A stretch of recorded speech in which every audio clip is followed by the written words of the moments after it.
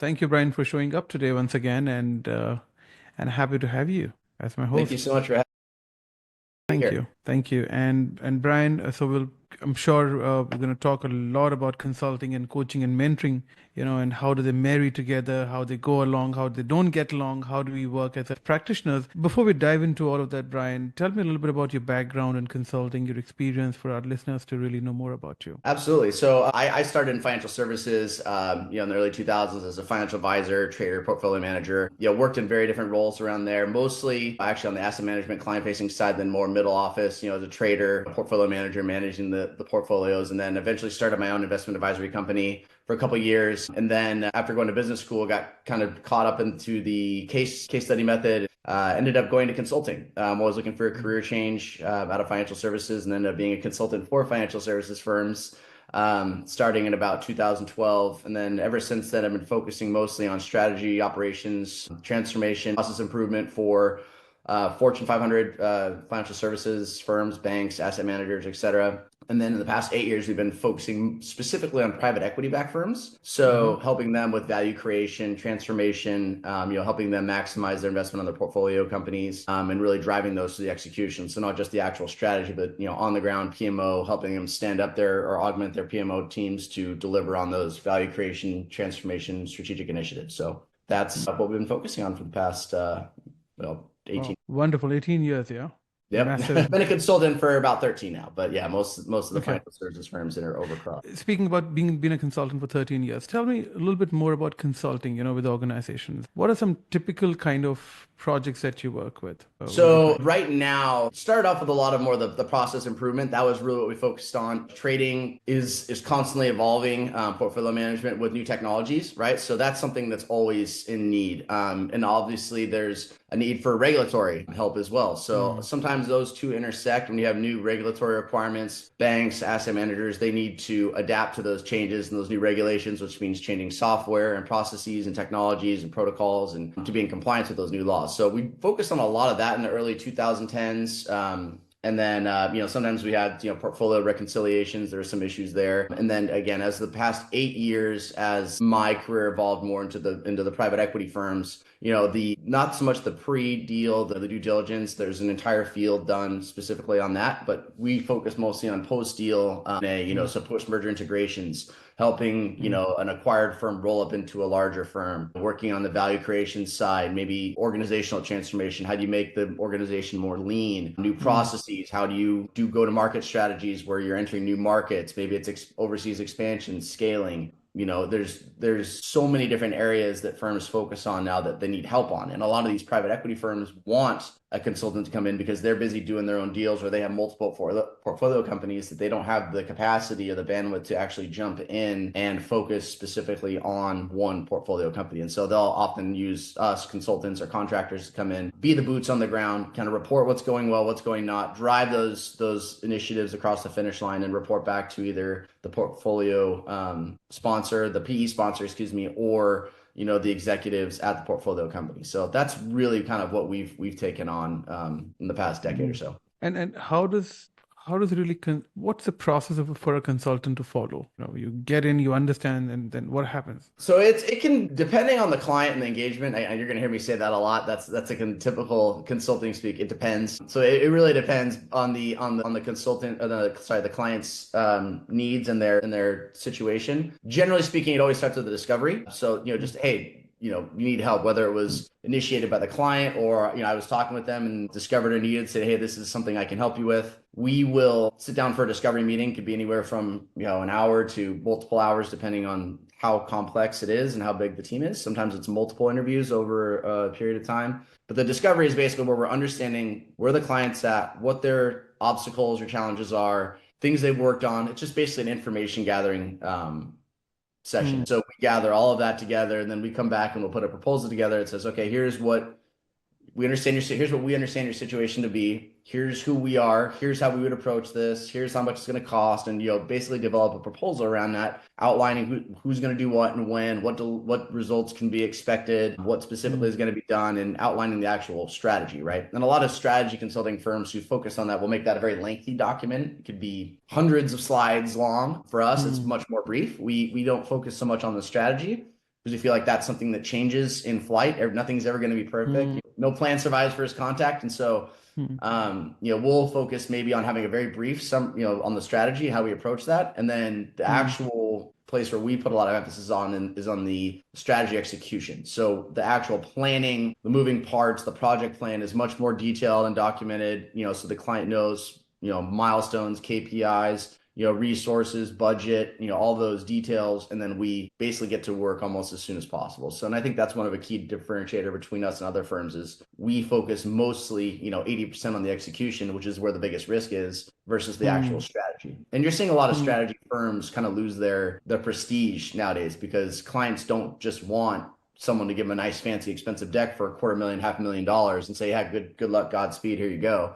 They want someone to mm. actually drive the implementation. And so you're seeing a lot of that going on right now in the consulting world. So it starts from discovery and then giving them a proposal with solutions and the project plan or execution, and then what? So then we would shift from giving them the proposal, the strategy, assuming that checks Mm, out, then we'd focus right into the implementation. So at that point, we would call onboarding. So mm, we come in, get to know the stakeholders, get to know the situation, their systems, technologies, processes. Most of the time, they have that documented. If they don't, then we'll help them pull that together. That may be kind of like mm, an add-on or what we call a change order to say, okay, if you don't have these processes for us to review, we need to have that mm, documented because we need to know what we're working with, what the technologies are. Maybe if it's more on the organizational side, we'll need to understand who's doing what and when, what the responsibilities are. So if they're trying to make a lean mm, organization, you don't have, as we say in layman's terms, too many chiefs and not enough Indians actually doing the work. That may take the form of process maps, organizational charts, technology summaries, their tech stack, if you want to call it. Understanding that's the onboarding,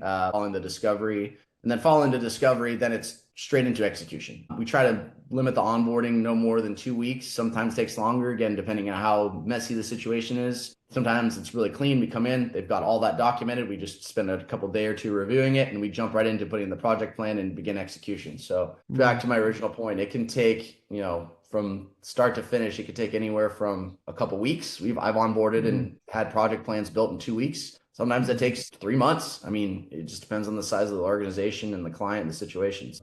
Okay. So, and Brian, what are the common topics that you see in organizations inviting you for consulting projects? What are the common challenges at workplace? Oh boy, there's so many to list. It really depends on. Again, I'm going to say that Mm, almost every time to answer a question. Consultants can be hired for a variety of things. What it starts with is really consultants have two buckets, if you will. You have your functional expertise and you have your mm, industry expertise. And the mm, functional meaning, okay, are you a strategy person, operations, supply chain, technology, HR, legal? mm, Consultants have their functional expertise, and then they generally focus on a specific industry, right? So mm, pick an industry, technology, financial services, manufacturing, mm, pharma, biotech, life sciences. I mean, they all, there's tons of different sectors. So most consultants will pick one or two functional areas and one or two mm, industries that they specialize in. So for mm, me, mine is, I focus on strategy and operations, which is a high level bucket within financial services, private equity, and technology, right? So those three industries. So that's kind of my specific expertise. Now, is there mm, sometimes where we get called upon to work with other industries? Absolutely. I've had manufacturing clients come to me, which I have hardly, I worked a couple of industrial clients, but they needed my functional expertise for their specific problem, and vice versa. mm, Sometimes, I'll be working on a different industry or a financial services industry, and they're like, hey, can you help us out with the tech side? That's a little more mm, risky. I can apply my approach, with all the confines to say, hey, I'm not an industry wizard here, but I have mm, functional expertise in strategy, operations, process improvement. Like, you mm. have to know where to draw the line there. Because if you start Yeah. getting to lean manufacturing, Six Sigma, that's not my expertise. Likewise with marketing. Like, yeah, can I do marketing? Absolutely. Is it my specialty? Am I an expert? No, I'm a generalist. So if someone needs a much more specific niche experience in marketing, I have people that I know and that I work with that I'll call on to say, hey, I have a client that really needs your help. This is far outside my generalist expertise. But Mm, it's the same thing. If I'm working with a manufacturing client and I start getting to an area where there's much more detailed expertise or the risk becomes more where we need that, I'll draw the line and say, mm, look, this is outside my expertise. I don't feel comfortable because I don't want to mm. give you bad advice that may or not be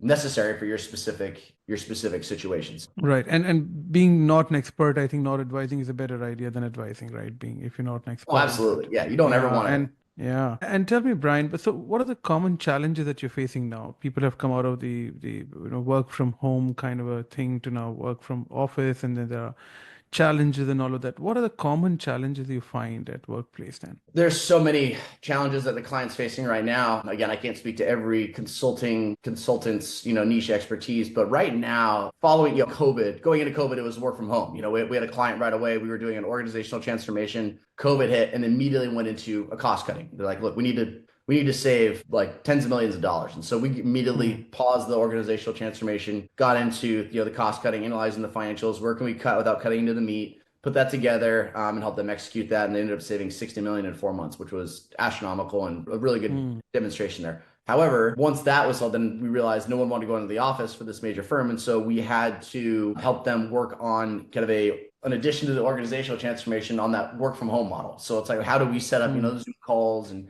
how do they, how does the reporting structure work? And again, never having set foot on the client side or met these clients during COVID, that was a major win for us. But that whole transition from work from home and then following COVID, we had another client that was doing just the opposite. That was like, okay, everyone's working remote. We want to get everyone back in the offices, but we don't know how to do it or what to do. mm, So that was a lot much more tricky because there's a lot more politics and bureaucracy in play, because you had some people that did want to go in every country. This client had offices all around the world, and yeah. their methodology for getting everyone to office was, what are the case counts when they're below a certain level per 100,000, then it's safe to open the office. And this figure is changing every week. So it was like a moving Mm, target. So like 1 minute it's like, oh, it's safe to open. And all of a sudden you have a case out taking COVID and they have to shut the whole thing down. In the yeah. meantime, behind the scenes, you're doing all this work to get the office open, getting all the filters, the cleaning, the safety, the hand sanitizers, all these moving parts.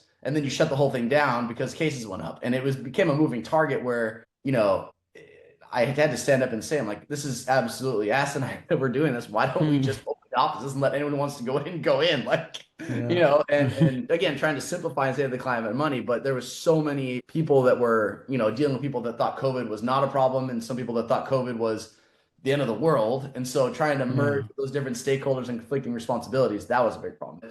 Fast forward now, in the post-COVID era, you're seeing the big one, as you obviously are aware, is AI, the technology Mm, disruption. So it's not so much a political, health emergency or, transformation in the workplace, work from home, hybrid. People have mostly figured that out now. I mean, you're still seeing some leftovers. Jamie Dimon just came out and says, hey, I right. want everyone at JP Morgan back in, and people are furious. And you're seeing that in the federal, Trump's Yeah. mandate saying, hey, we need, all federal workers got to be back in the office. And people are losing Mm, their heads because they're like, wait, this is efficient. Now, the mm, doctor's still out on whether that is true or not. But yeah, I think right now the big buzzword is AI. How do we, mm.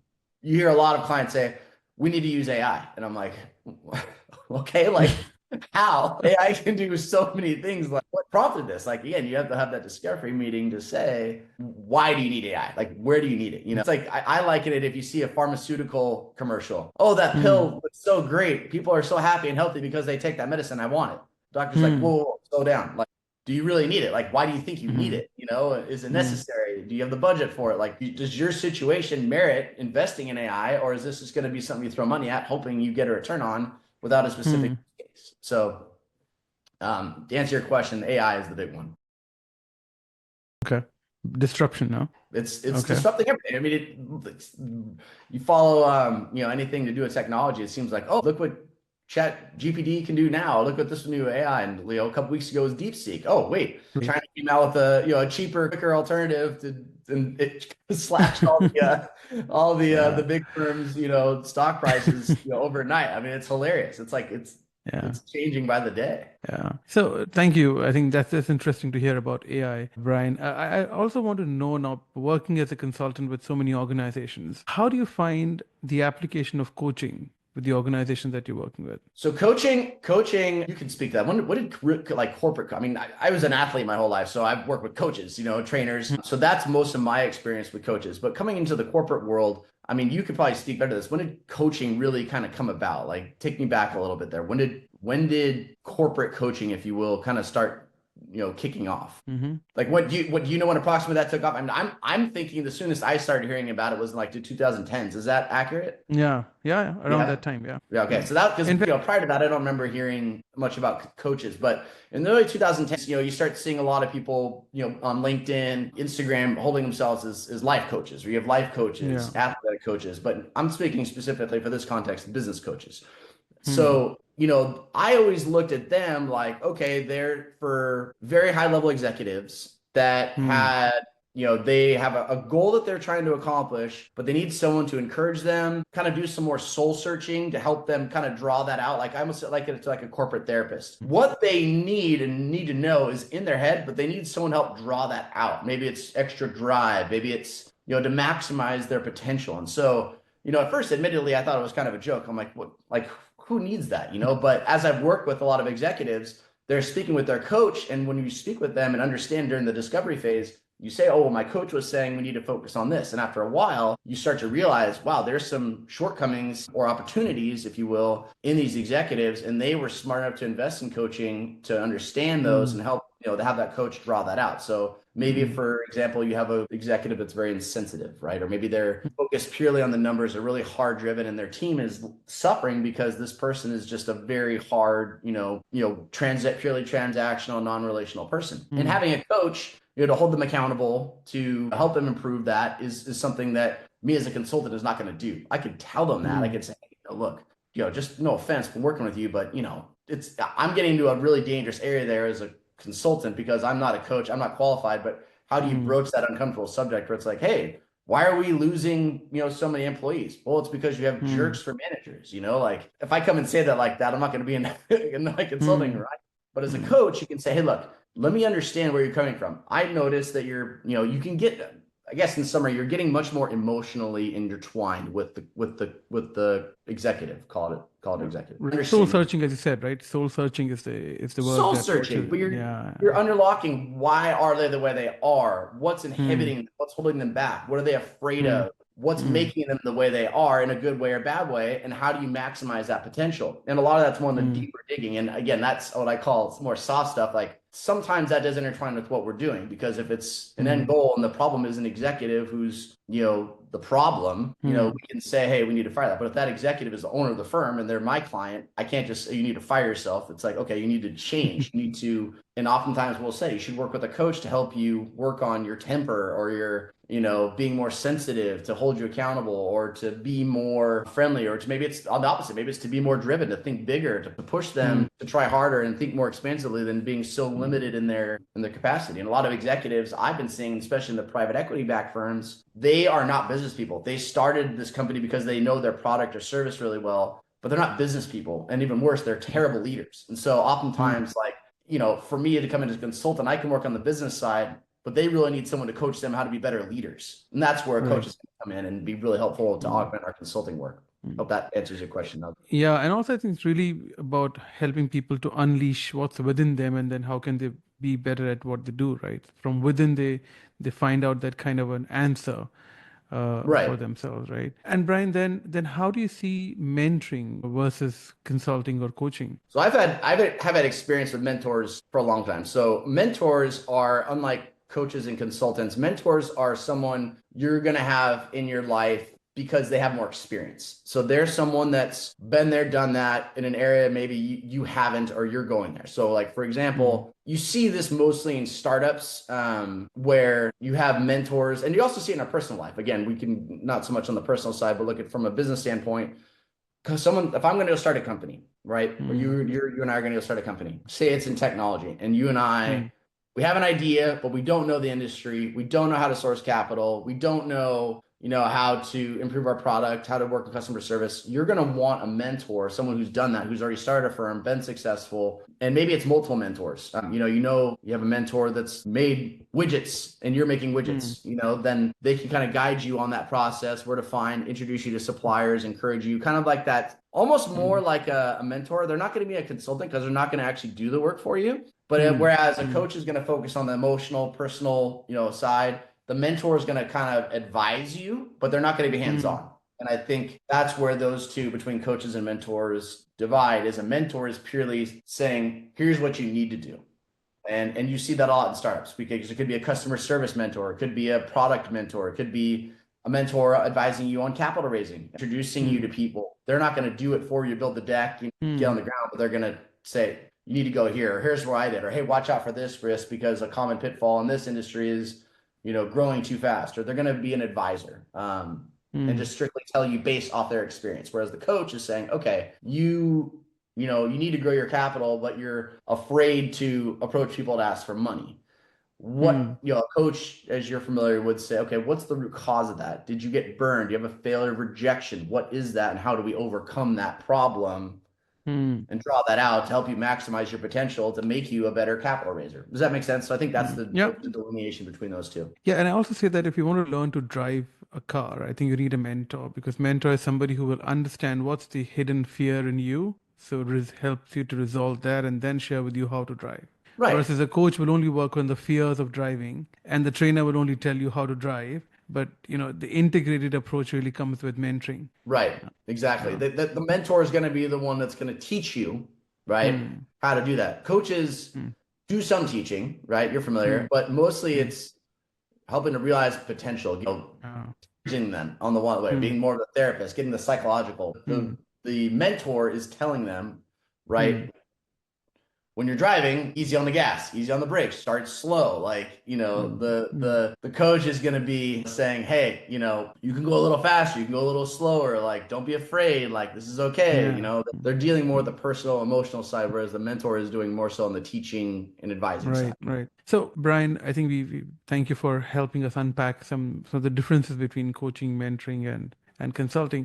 So what are the skills that you think a consultant needs to have that probably a coach may not have or a mentor may not have? In my opinion, there's a lot of overlap. All of them have to be good listeners. You have to be very, very good listeners. Because if you jump right in, and you see this a lot with bad consultants, bad members. Oh, I know what you're doing. You see it more so with mentors. Oh, here's what you need to do.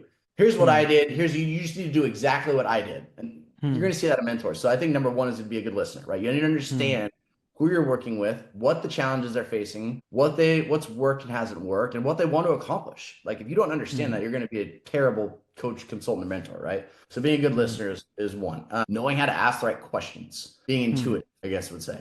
Being intuitive to know, okay, how do you press on those certain areas where, they may not know what they don't know, right? Again, if someone's got a problem, they don't know what they don't know, then they don't know everything you know, and you can't just plop it onto them. You need to ask the right questions to be able to garner and get more details on, get to the root cause of the problem or the reason for the objective they're hoping to accomplish. So again, asking the right questions, being intuitive, listening, asking the right questions, being intuitive. And I think the third one is also being a big problem solver. And a good problem solver means you're creative, you're innovative, you're thinking of different ways to help your client get to their objective, right?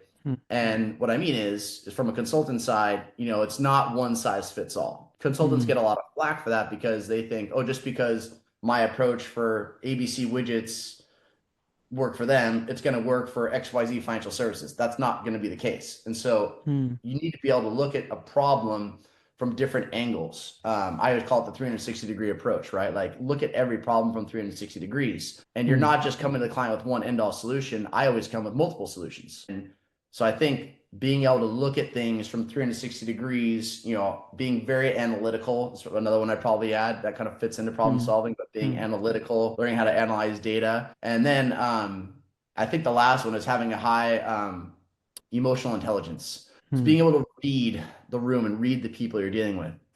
I've gone into meetings with clients that are distracted. And so no matter what I say, no matter how good I am at reading them, asking the right questions, or problem solving, if the mood's not right or they're not there mentally, I'm wasting my time and they're wasting their money. Having the fortitude and the emotional intelligence to understand people where they're at is now a good time to bring up a topic. Like, if you're dealing with a leader whose veins are popping out of their neck, screaming and yelling, do you think it's a good time to tell them that they have a temper problem? Probably not, Not really. Like, you're going to throw gas on the fire there. So, being able to read the people and know, and to be, furthering that, just being sensitive to people's situation Maybe something's going on outside work. They're dealing with a divorce or, lost family member. All that rolls up into the EQ. So I think it's those four things, just to rehash: being a good listener, being intuitive, being a good problem solver, and all the things, analytics, and then having emotional intelligence to, be able to read people. I think those four things are really, really critical for all three of those professions. And tell me also, is there a kind of a model that consultants follow?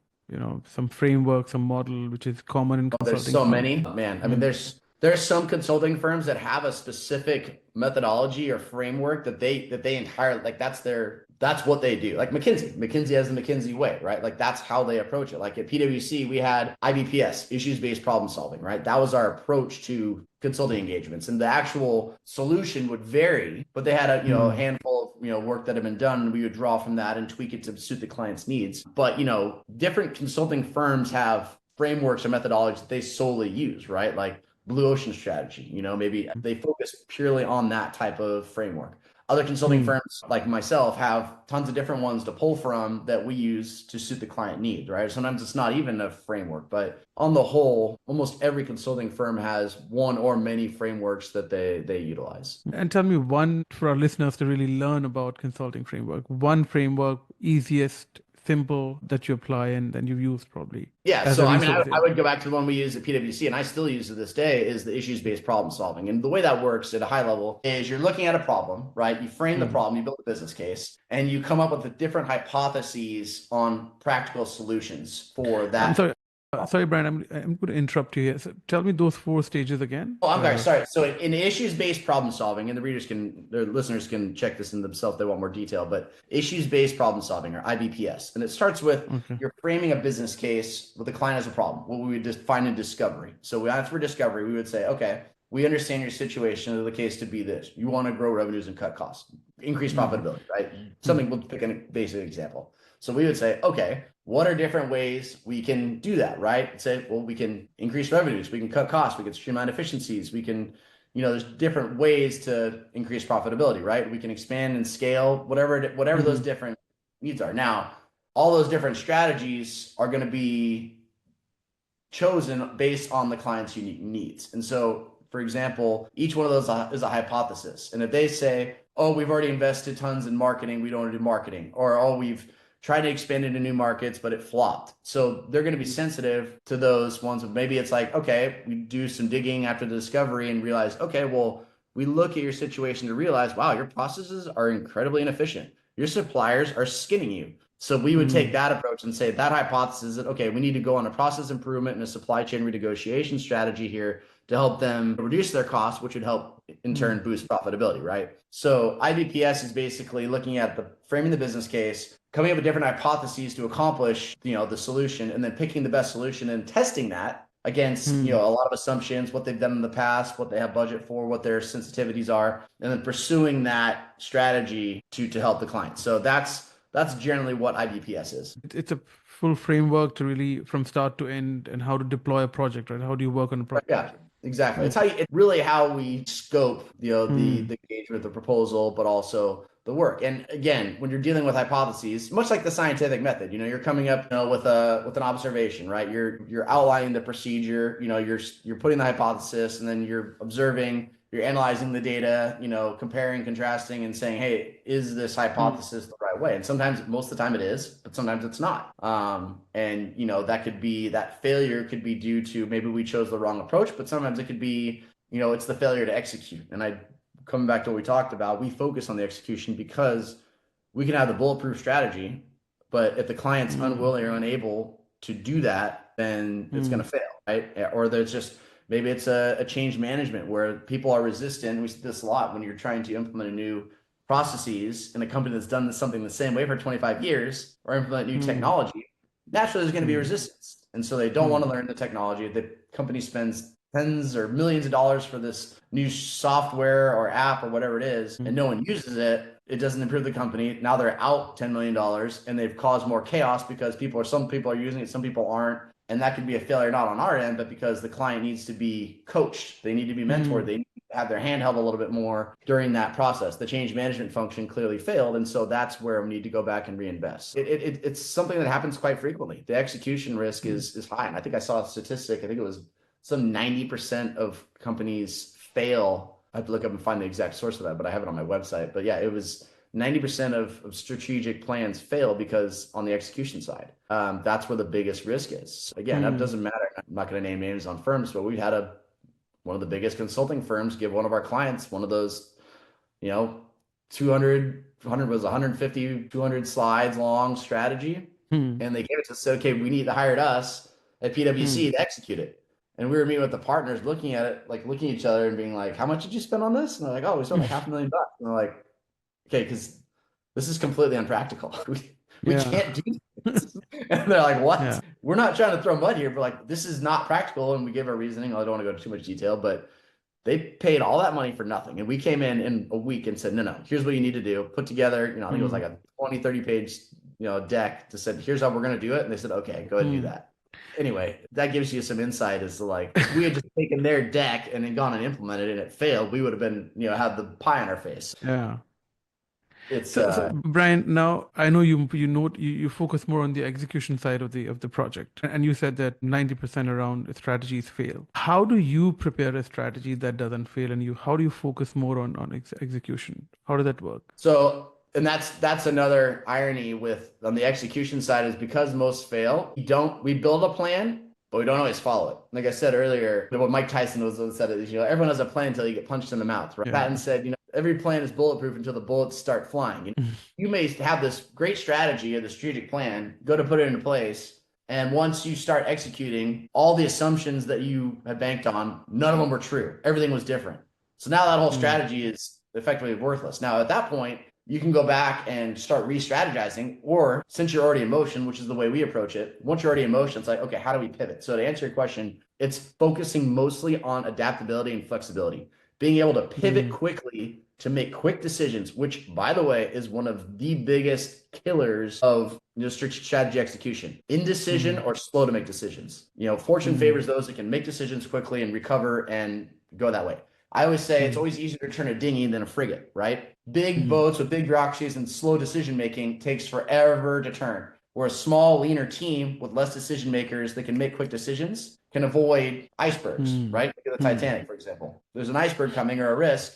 And if we have to talk it over and have tons of meetings, bang, you're going to hit it. Where if you're on a dinghy, you see it coming, let's just quick decision, turn here, and we can avoid it, go around the obstacle. It's the same metaphor for business. Those that can pivot quickly, make quick decisions, are going to be able to achieve results. And that's what we approach with our consulting clients is, look, sometimes we'll say we recommend this or we need to do this. Or sometimes we're just, kind of playing the coach and say, someone make a freaking decision, stick your name on it and do it. Because we can't do that. We can't say we decided those stories. And the client side needs to do that. And we sometimes have to make things a little uncomfortable and be like, someone needs to make a decision. This project is dead in the water. Like, who's the boss here? Who has the authority? Make a damn decision. Here's what we recommend. But if that doesn't get made, then we can't do any more work. And so sometimes that gentle coaching or gentle influence helps. But there's times where we have to bang desks and be like, do this or don't do this. But this is a risk. And if this doesn't get done, it's going to fail. And so that little encouragement, if you will, is the difference between success and failure and reaching milestones. And I think that's what we approach to another way is speed. We don't move slow. We move fast. And it's easier to turn when you're moving. The second you slow down, things get coddled and more problems happen. And what do you mean by speed here in terms of project consulting project? Speed to execution. So getting started quickly, keeping that momentum going. You're right. Like you've probably seen when you have momentum, people are doing well, things are moving. Goals are being met, milestones are being accomplished. It's easier to keep that momentum going. And when you slow down, it's like working out. When you've been working out, it's easier to keep working out. If you stop working out, it's hard to get motivated. And it's the same thing with strategy execution. When you're accomplishing things and moving forward, getting results, people are fired up. They get the buy-in. They feel like what they're doing is making a difference. They have that sense of belonging. The executives are happy. There's positive, vibes going throughout the team. And that's a good way to keep going. If you don't have that early on and you don't maintain that, you're going to see things start out. People lose motivation. Oh, what I'm doing isn't making a difference. Oh, all this work I put in isn't getting rewarded or acknowledged, or it's not producing results. Once you lose that, it's really hard. So a lot of times, we as a consultants are playing coach to say, hey, keep going. Let's keep the momentum forward. Like, it's okay. We took a loss or this bad thing happened, but let's put our heads down, find a workaround and keep the momentum going. So, back to your point, I think it's that that speed and that flexibility, ability to adapt is what really makes a difference in, minimizing that risk of failure. And that means the speed and motivation are relative there. Right. Oh, absolutely. Yeah. Motivation is a huge part of that. I'll take a motivated team with, a really tall order, Mm. or tall, really difficult challenge than, an unmotivated team with an easy accomplishment all day Mm. long. I can do Mm. with the right team, I can do so much more. I've had Mm. a project that should have been a shoe-in, and yet with an Mm. unmotivated or highly bureaucratic team, that's what makes, that's why I have white hair. Yeah, true. And tell me, Brian, is there an assessment that you do for the teams if they're motivated to know that? So that's not within my realm of expertise. Sometimes we have done real persona assessments if we're doing org charts, a lot of organizational transformation. We've done, the Myers-Briggs, and sometimes you see it with the hiring, they do a lot of personality assessments, which I'm a big fan of. I think that's a good fit to understand people because skills and experiences are great results, but really is at the end of the day is someone a personality fit. And you don't want, to be fair, you don't want everyone to be alike, Mm. but you don't want an introvert in the sales team.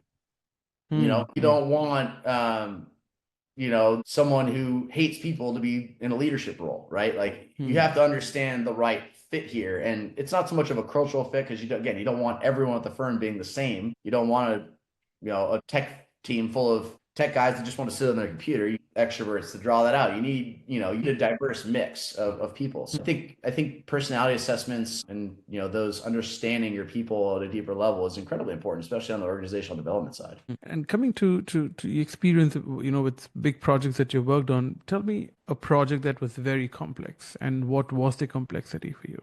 One I can think of was this is more of a process. I mean, do you have a specific type of project? I mean, I could draw upon several, but like, do you want me to look at like a process one or organizational one or what? Maybe What something to do with learning and development, people related project. people? Right. So we had a industrial client that was doing an org transformation, and they can't give too many details. Following an M&A event, they were trying to make their workforce more digital. We had, this is a very big multinational firm. They had a roster of people that were looking at all of their experience, where they're from, their education level. They had it all in a spreadsheet. And so we were analyzing that data, and they're saying we want to make our firm more lean and digitally focused.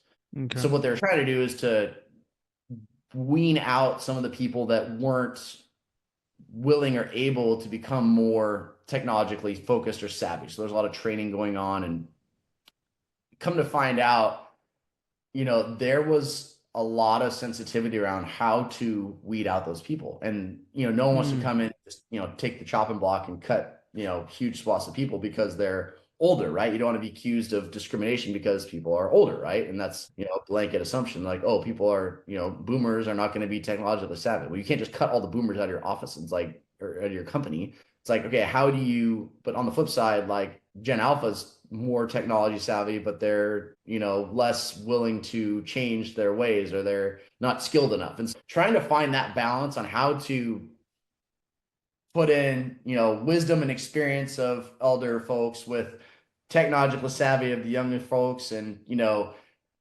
arrange this digitally focused organization was incredibly challenging. Mm. To throw matters in, you've got a lot of, at that time, DEI, which is, I know is a sensitive topic now for many. DEI was trying to say, okay, well, you have to be even more careful on who you're cutting and who you're adding because you have to have certain quotas. Like you can't just like cut people in certain demographics or certain locales. Like you can't just fire all the international folks. Like it was so complicated to figure out, okay, what does this ideal team look like? And how do we know who to add, who to cut? Like it was very challenging to figure that out. And with just so many sensitivities, regulations, and also corporate strategic initiatives on, the ideal balance and trying to find the right talent mix for that digital organization was really challenging. I worked with challenging projects before in different areas, but that was one that's like, okay, well, what does this ideal mix look like? And Mm.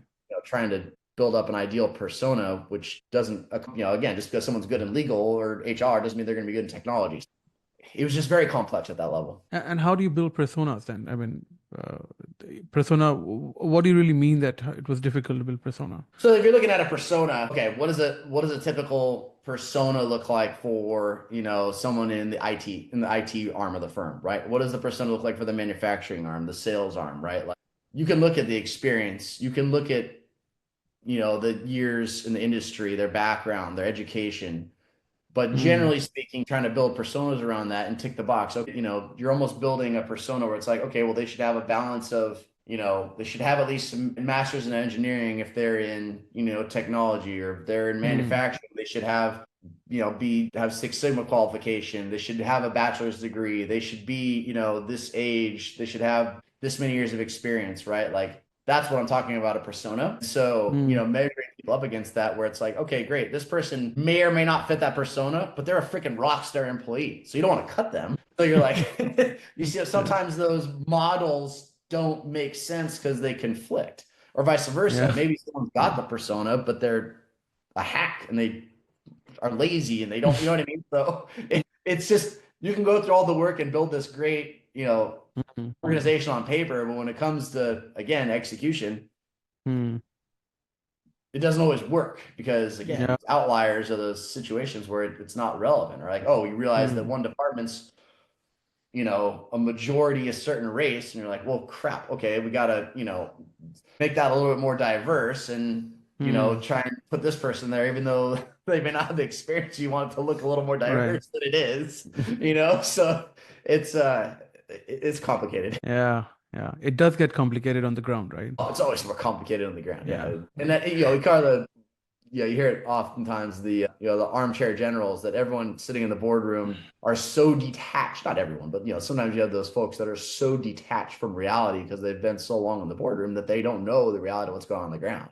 And we as mm, consultants come in, get the real, feel for what's going on, and they just look at us like we're crazy because they think they know better. Oh, we've been at the firm for 20 years and we know this firm better than anyone, and they don't have a freaking clue what's going on in the front lines. They don't know what the root mm, cause is because they've been isolated and insulated mm, for so long that they're not leading from the front. They're leading from an armchair in the boardroom and think that what they know is best. And dealing with those egos and that pride is very hard, especially with the senior level executives. As a consultant coming in who's a consultant, mm, and these people have been in their business for that many years, and I'm coming in knowing their business for a week and trying to tell them what to do. It's really hard mm, to navigate that. That's a challenge in consulting, and most consultants face. So mm, getting that yeah, buy-in and that trust is yeah. something that takes time. So isn't that you always have to look at the top-down approach? Yeah, if they have that acceptability there at the top. When you mean top-down approach in terms of the consulting engagement, or just looking at Yeah, the engagement. Are they really willing to get this in place? sometimes, yes. I mean, that you have to gauge. I've turned down consulting engagements because I Mm, didn't think that the leaders were invested. And if I had to, and in some cases, even firing clients, because if they bring me mm, in to execute on something, I've outlined the mm, approach, I start mm, leading it, and they either change their mind mm, or they become incredibly indecisive. It comes back to me. What I said I was mm, going to do is not going to be able to accomplish because they're not allowing me to do my job. And so I've had to walk mm, away from consulting engagements where the client wasn't motivated. They couldn't make decisions. There's just so much complexity and bureaucracy where nothing can get done. And if things mm, are getting done, then that reflects on me, even though it's not my fault. So, I've had to walk mm, away from that just from a risk mm, perspective. mm. Yeah. And So, I think I know a couple of my partners that have fired clients for the same reason. Either they don't trust your expertise, or they think they know more, or, mm, like, well, then why are you hiring me? And, it's not the mm, most attractive thing to say or admit as a consultant, but, it does happen. I know mm, big firms that have had to fire clients as well. They not upheld their contractual agreement to give the data, or to produce what the consultants need, or to work with them. mm, Or mm, I've been in hostile projects where clients are cursing at my team. I mean getting outright hostile and violent. I mean, you're not going to subject your team to that, and you've had to fire clients. Says, look, we can't work like this. This is very unprofessional, and we're not going to have our employees threatened. It happens. I know it's crazy, yeah, not often, but it does happen. yeah, yeah. And you also work on the projects on mergers and acquisitions, right? Yeah, so some of the Consulting. post merger acquisitions, yeah, or post merger integrations, we don't do a due diligence, cost of earnings, or proof of earnings, or anything like that. More, we do most post more. For integrations of the Yeah, companies, right? integrations, like I said, integrations, value creation. So if they bought a company, they would need help integrating it, Mm, merging technologies, people, cultures, doing all the legal work. mm, We don't do that, but we legal consulting firms, the law firms that will, handle that. That's more of a work Mm. stream as part of our, the larger integration. So, Brian, we work with a lot of coaches, right? We certify, we've got coach training programs that we run, and most of our clients are wannabe coaches. And if Mhm. they were to do consulting, what are some of the advice that you want to give them? What should they keep in mind when they're consulting with organizations? So consulting is something that's, and it'd be like much for me to go to coaching. Like, can I coach? Sure, I've coached sports teams, but Mm, going from a consultant to a coach is going to be challenging, much like going from a coach to a consultant is going to be challenging. Both are going to have their respective challenges, right? So looking at going from for me to be a coach would be hard because I have to stand back. mm, I'm inclined to get in and be a consultant to mm, actually do the work. mm, To just tell mm, people what to do is hard for me. So mm, that's challenging. But to answer your question, to be a consultant, you'd have to be, there's so much to learn, again, depending on what field of consulting you want to do, because you have to be mm, more, you need more of a technical expertise. You need to know, have the skills we mentioned before, to be a good listener, to be intuitive, have a, emotional intelligence, be a good problem solver. Assuming they tick all those boxes, you're going to have to understand your industry well, and you're going to have, mm, or whatever industry expertise you have, and you're going to need to have a specific functional expertise. So, you need to be good at either, if you're going to be a technology firm or a technology consultant, you need to know different systems, processes, mm, what other firms are doing. If you're a strategy guy, you need to be good at problem solving, research, and data analysis, financial modeling. You're mm, going to need those skills. Operations, you're probably going to need to mm, know process mapping, how to read, you're going to need some technical expertise with HR. Maybe you need to, be good at training, or you need to be good at, knowing all the, employment laws. I mean, there's so many different things you need to know depending on what field of consulting you go into.